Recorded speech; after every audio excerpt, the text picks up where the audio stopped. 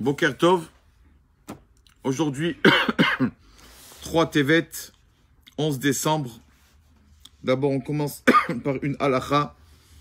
On pourra toujours revoir combien, quand on ne connaît pas la halakha, des fois on croit bien faire. On croit, peut-être par politesse ou quoi. Par exemple, on va le voir faire honneur à quelqu'un ou lui dire quelque chose alors que finalement, on croit bien faire, mais quand on regarde un peu la halakha, on nous montre que non. La halakha nous montre, la Torah nous montre non, qu'il y a des moments où, entre guillemets, il n'y a pas de politesse. Comment c'est possible qu'il n'y a pas la Torah, pas de politesse? Voilà. Quand on a dit que c'est une mitzvah d'être à la synagogue parmi les 10 premiers, c'est une grande mitzvah. Donc quand 2 personnes arrivent à la synagogue, 2, et 1, 2, donc on vient pour entrer à la synagogue. Les 2 personnes arrivent pour entrer à la synagogue et un des 2 est plus grand que l'autre ou bien est un statut beaucoup plus important, plus âgé, beaucoup plus sage. Alors la halakha nous dit qu'on doit d'abord le laisser rentrer en premier. Même que c'est lui le 10e et donc moi qui rentre après lui, je ne serai pas parmi les 10 premiers. On a vu que c'était tellement grand de rentrer parmi les 10 premiers. Mais pour faire kavod à la personne, on le laisse d'abord rentrer à lui, malgré qu'on va perdre la mitzvah, la malade des 10 premiers. Mais, voilà, mais pour sortir de la synagogue, des fois quand on sort de la synagogue, quand on finit la prière, on voit quelqu'un, on lui dit, Bechavod, passe d'abord pour sortir. On croit qu'on est poli, Bechavod. Mais, nous dit la halakha, non. Ça c'est pas là qu'il faut faire de la politesse. Parce que, au contraire, on sort de la synagogue, c'est pas une faute de sortir, chas v'shalom. Mais c'est pas comme une va de rentrer, sortir, on sort, bon, on n'a pas le choix, on doit aller travailler. Donc, quand on sort de la synagogue, il n'y a aucune mitzvah de faire kavod à quelqu'un de laisser sortir. Au contraire, le kavod, c'est de laisser à lui plus de temps dans la synagogue. Donc, toi, de sortir en premier. Donc voilà qu'on croit des fois faire la politesse. Mais passe, mais non. On ne fait pas, voilà la règle générale. On ne fait pas kavod à quelqu'un. C'est pas la peine de lui faire kavod à une porte où il n'y a pas de mezouza. D'accord, la synagogue n'a pas besoin de mezouza. Parce que, il y a déjà les sefer Torah et tout. Ou bien le bain, ou quand c'est un toilette publique, tu as quelqu'un, bechavod, vas-y. Il n'y a pas de kavod là, dans les toilettes. Toute chose où il n'y a pas de mezouza, donc ce n'est pas la peine de lui faire kavod. Sauf si on sait que c'est une personne qui malheureusement aime le kavod, aime les honneurs, et il va se vexer si on ne le laisse pas passer. Même en sortant de la synagogue, on dit kavod, passe. Parce que bon, lui le pauvre, il est malade. C'est une maladie le kavod, on est tous comme ça, c'est à vrai dire. On aime le kavod. Mais au minimum, qu'on arrive un jour à ne pas aimer le kavod. Et comme il y a des gens qui vivent avec ça, qui vivent qu'avec le kavod, qu'avec les honneurs, alors des fois pour pas les vexer, allez, même que ce n'est pas la peine, quand on va à la synagogue, on laisse sortir à lui d'abord. En général, ça se voit. Ça se voit quand une personne aime le kavod, ça se voit quand il rentre à la synagogue, il ne connaît pas la synagogue. Il y en a un qui va s'asseoir, il va s'asseoir devant, il y en a un qui va prendre son petit coin. En général, on remarque la personne, vraiment sa nature. Donc, je répète, je résume. On fait kavod toujours, bien sûr, on doit faire kavod à chacun, mais quand il y a une notion de kavod d'honneur, quand c'est pour entrer à la synagogue, ou pour faire une mitzvah ou quoi, mais quand c'est pour sortir de la synagogue, alors ça, il n'y a aucune notion de kavod, sauf si la personne est tellement susceptible. Aujourd'hui, le 3 Tevet, il est là de Rav Chaim Shmulevitz. Rav Chaim Shmulevitz, donc c'est un Rav qui, pendant la Deuxième Guerre mondiale, est parti avec sa yeshiva, la yeshiva de Mir, à Shanghai. Il a ouvert sa yeshiva là-bas pour que la Torah reste, chas v'shalom, que le peuple d'Israël soit toujours là avec sa Torah. Bon, après, bien plus tard, après, quand c'est calmé, il est parti un peu en Amérique. Après, il est reparti. Il a fini en Israël, la yeshiva de Mir, qui existe jusqu'à maintenant, la yeshiva de Mir. Et donc, c'est un Rav qui mettait surtout le point sur le moussar, la morale. Il disait c'est vrai qu'une personne peut connaître la Torah, peut étudier la Torah, mais des fois, les caractères, les bonnes mœurs, les bonnes midot, alors ça c'est autre chose. On ne peut avoir la Torah mais ne pas avoir la bonne conduite. Et donc bien sûr, ça sert à rien. On insistait beaucoup dans sa yeshiva à étudier le moussar. Et montrer que il était très très pointueux sur Ben Adam la Chavero, un homme envers son ami. comment aider, penser à son ami, sentir la souffrance de son prochain. On raconte que il était une fois sur le tombeau de Rachel Imenu, Rachel, notre matriarche, là-bas à Yerushalayim, et il entend de chez les femmes une femme qui pleure. Une femme qui pleure. Et cette femme qui dit, Rachel, on sait que Rachel a beaucoup souffert, Rachel a mis du temps à avoir des enfants. Rachel, comment? Toi, tu sais très bien, tu connais ma souffrance, tu as senti la souffrance que j'ai eue. Quand Rachel fait quelque chose, moi j'ai aussi pas d'enfant, alors tu connais ma souffrance. Allez, il faut que tu pries à Kadosh Baruch Hu pour que j'ai un enfant. Et la femme qui pleurait.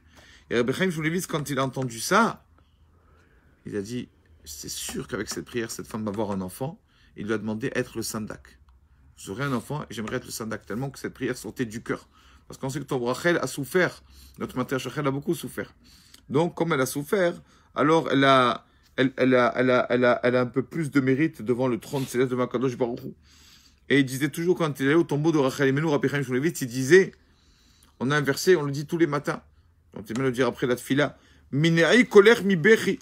Rachel arrête de pleurer. Hachem dit Rachel arrête de pleurer. Et Rabbi Chaim Shmulevitz, il disait, Rachel continue à pleurer. Continue à pleurer pour le peuple d'Israël jusqu'à qu'on ait la Géoula. Il dit, c'est vrai que la Torah marqué comme ça, moi je dis le contraire. Il faut continuer à pleurer. Comme ça, Rabbi Chaim Shmulevitz, on l'a vu une fois, un jour de neige, arrivé en taxi, lorsqu'il neigeait, arrive à une bar mitzvah de l'un de ses fidèles de sa synagogue, de son cours. Il lui a dit, Rabbeinu, pourquoi vous dérangez comme ça? Vous venez à la bar mitzvah, il neige. Il a dit, oui, mais ce monsieur vient à mon cours. Il assiste à mes cours, il se fatigue, il vient de loin pour venir écouter mon cours de Torah. Alors on lui a dit, oui, mais Rabbi, lui, c'est son plaisir de venir au cours.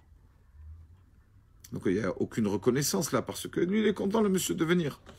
Il ne vous rend pas service. Alors Rabbi Shmulevitz a dit, de même que quelqu'un, quand il compte l'argent, il veut 1000 euros, doucement, là, il prend 10, la 20, la 30, la 40, la 50, la 5, etc., jusqu'à qu'il arrive à 1000 euros. Il ne dit pas, parce que je n'ai pas 1000 euros, alors dans le billet de 10 euros, il le jette. Pas du tout. Il amasse les euros jusqu'à qu'il arrive à la somme à laquelle il veut arriver. Pareil, il a dit, au cours, quand une personne vient au cours, c'est grâce à lui, un autre va le voir, va aussi venir. Grâce à l'autre, un autre va aussi venir.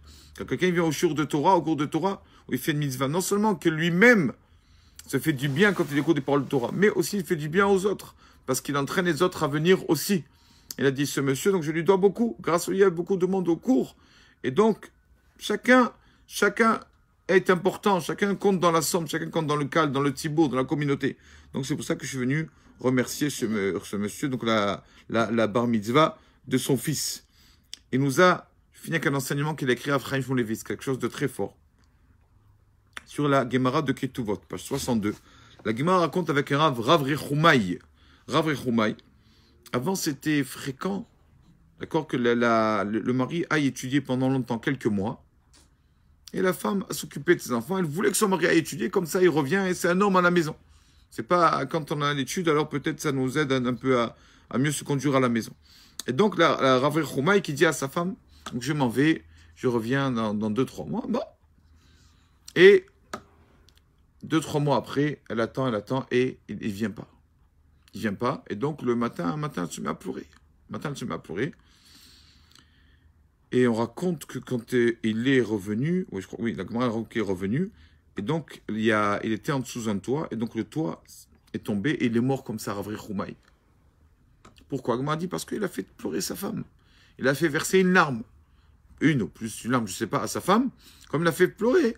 Alors, voilà ce qu'il a eu à son niveau. Rav Rechumaï a été puni de suite. Et Rav Chaim Shmulevitz pose une question toute simple. Et dit pourquoi Kadosh Baruch Hu fait les choses comme ça? Parce qu'il a fait pleurer la femme, alors le mari est mort. Mais maintenant que le mari est mort, on va pleurer encore plus le verser des larmes. Alors, où est la logique? Où est la logique d'Akadosh Baruch Hu? Dit Rav Chaim Shmulevitz, a dit de là la preuve qu'une larme, c'est comme un couteau. Ça coupe. On ne regarde pas après. Non, mais après, elle va plus pleurer ou moins pleurer. Maintenant, il y a une larme qui a été versée, ça coupe. Il est mort comme ça, Rav Rechumaï, parce qu'il a fait pleurer sa femme. Même que si on commence à faire des comptes, on dit non, il ne faut pas qu'il meure, parce qu'après, elle va plus pleurer. Mais comme cette larme-là, il dit, la larme, c'est comme un couteau, ça coupe. quand on fait pleurer quelqu'un. On a vu souvent dans Dieu préserve, nous que il faut essayer, Bezrat Hashem, bien sûr. Ça, on n'a pas besoin de le dire, de ne faire pleurer personne, ça c'est sûr.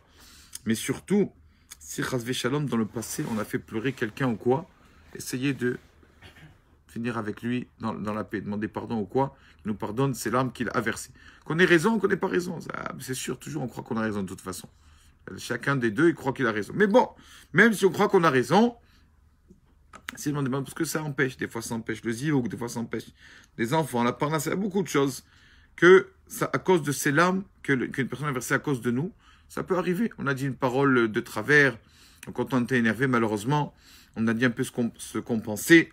Donc, tout ça, les larmes d'une autre personne, ça fait du mal. Ça coupe comme un couteau, il dit. Donc, pareil, la femme de Rav Choumaï. On a vu, il a dit pareil avec Hana. Hana qui n'avait pas d'enfant. Et il y avait la concubine de Hana, qui était sa tsara, comme ça on dit, sa concubine, Pnina. Elle lui disait, Pnina avait des enfants. Donc ces deux femmes, elles avaient un mari, Elkana. Hana n'avait pas d'enfants, et Pnina avait des enfants. Elle venait, Pnina, la femme qui avait des enfants, elle disait à Hana, regarde ce que j'ai acheté à ma fille, c'est pas beau ça? Tout beau, tout rose, c'est pas beau? Et Hana, la pauvre, couteau dans le cœur. À chaque fois, elle disait, regarde, j'ai acheté la moto à Hanouka, à mon fils, etc., etc. Et Hana, d'accord, et c'est marqué que finalement, quand Hana a eu des enfants, Dieu préserve Hachem Ishmo. Hana a accouché d'un enfant, Pnina en perdait deux. Chaque fois que Hana a accouché, Pnina en perdait deux. Comment ça se fait? La Gemara dit que là-bas, que Pnina, les Shem Shamaim, Pnina, elle a fait ça. Pourquoi elle a fait ça? Pnina, est-ce que vraiment elle embêtait pour narguer Hana? Non. Elle a fait ça pour qu'elle se mette beaucoup plus à prier, pour qu'elle s'efforce dans la prière. Donc Pnina, quand elle a fait ça les Shem Shamaim. Elle n'a pas fait ça méchamment. Et quand même, elle a été punie pour ça. Pourquoi? Parce que quand on fait pleurer un autre, quand on fait de la peine, que ce soit pour Hachem ou pas pour Hachem, quand on a pensé pour une bonne cause, pas une bonne cause, on a fait de la peine. Il y a eu de la peine, Hana a eu de la peine finalement, alors ça a coupé finalement, elle a eu malheureusement que ça s'est arrêté, mais elle a eu cette punition de perdre deux enfants à Shem Ishmo. De là on voit que même quelqu'un qui les Shem Shamit qui a fait de la peine les Shem Shamaim, des fois quand même faire de la peine, on ne peut pas ne faire de la peine. Voilà ce qu'il nous a appris Rabbi Chaim Shmulevitz. Qu'Hachem nous aide, Bezrat Hashem, à nous conduire comme il se doit et ne faire pleurer ni de la peine à aucun de nos frères. Amen va Amen.